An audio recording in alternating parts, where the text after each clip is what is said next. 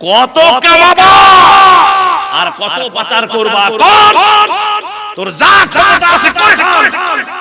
কিন্তু এই বাঙালি 9 মাস এই দেশকে যুদ্ধ করে লক্ষ লক্ষ শহীদের রক্তের বিনিময়ে, মা বোনের ইজ্জতের বিনিময়ে দেশকে স্বাধীন করেছে।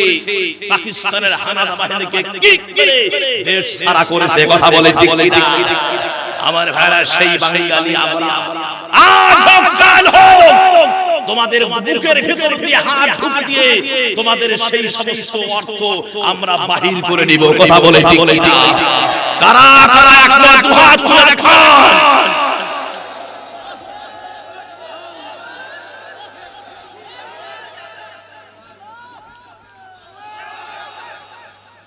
মানে ভয় আর কেউ তার দিতে না, কথা বুঝছে?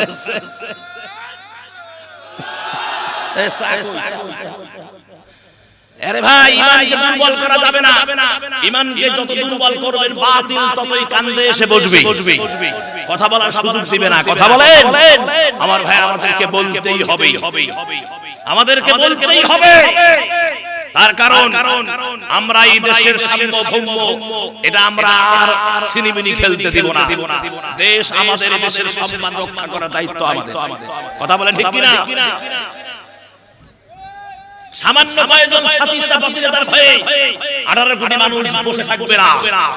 যার যা আছে তাই নিয়ে ময়দানে ঝাঁপিয়ে পড়তে হবে, কথা বলে ঠিক কিনা? সামান্য কয়েকটা মানুষের জন্য আমাদের অগ্রযাত্রা থেমে যাবে না। প্রয়োজনে আরেকবার যুদ্ধের ময়দানে আমরা ঝাঁপিয়ে পড়ব এই সামান্য কয়েকটা মানুষকে তাড়ানোর জন্য, কথা বলে ঠিক কিনা? সম্মানিত মুসলমানেরা, কি চলবে? তাহলে আমি আয়াত করেছি, ওমা হুয়া ইল্লা যিকরুল লিল আলামিন। কোরআন হচ্ছে নসিহত। কোরআন কি? নসিহত। কোরআন হচ্ছে উপদেশ। তাহলে যে কথাটি বলতাম, কোরআন শুধু নসিহত নয়, কোরআন শুধু উপদেশ নয়, এ কোরআন হচ্ছে সংবিধান। সুবহানাল্লাহ। এ কোরআন কি? কোরআন হচ্ছে সংবিধান। কোরআন থাকবে সংসদ ভবনে, কোরআন থাকবে হাইকোর্টে, কোরআন থাকবে সুপ্রিম কোর্টে, কোরআন থাকবে জুডিশিয়াল ম্যাজিস্ট্রেট কোর্টে, কোরআন থাকবে জজ কোর্টে, কোরআন থাকবে প্রত্যেকটা বিচারকের কার্যালয়ে। যদি থাকে তাহলে দেশ হবে সোনার দেশ। এদেশ কিসের দেশ হবে? দুর্নীতি পালিয়ে যাবে, অন্যায় পালিয়ে যাবে, ধর্ষণ পালিয়ে যাবে, চোর বাটপার জেনাখোর মাখোর সব পালিয়ে যাবে, কথা বলেন ঠিক কিনা? সম্মানিত মুসলমানেরা, আল্লাহ রাব্বুল আলামিন ক্লিয়ার করে জাতিকে জানা দিলেন, পৃথিবীর মানুষ তোমরা শুনে নাও, এই সংবিধান যদি তোমাদের বাস্তবায়িত করতে পারো, দিন কায়েম যদি তোমরা করতে পারো, তাহলে সোনালী দিন তোমাদের মাঝে ফিরে আসবে।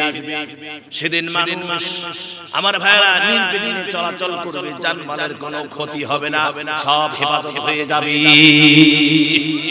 তাহলে এই কোরআন এমন একটি সংবিধান আল্লাহ আমাদেরকে দিলেন, যে সংবিধান আমরা যদি বাস্তবায়ন করতে পারি, তাহলে সুখময় সুখ আর সুখ আমরা দেখতে পাবো।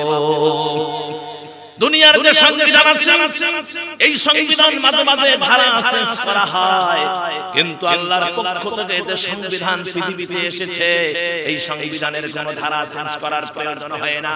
আজ থেকে 1500 বছর আগে যে সংবিধান আল্লাহ দিয়েছেন, এই সংবিধান যেমন আছে তেমন থাকবে। জোরে বলেন ঠিক কিনা?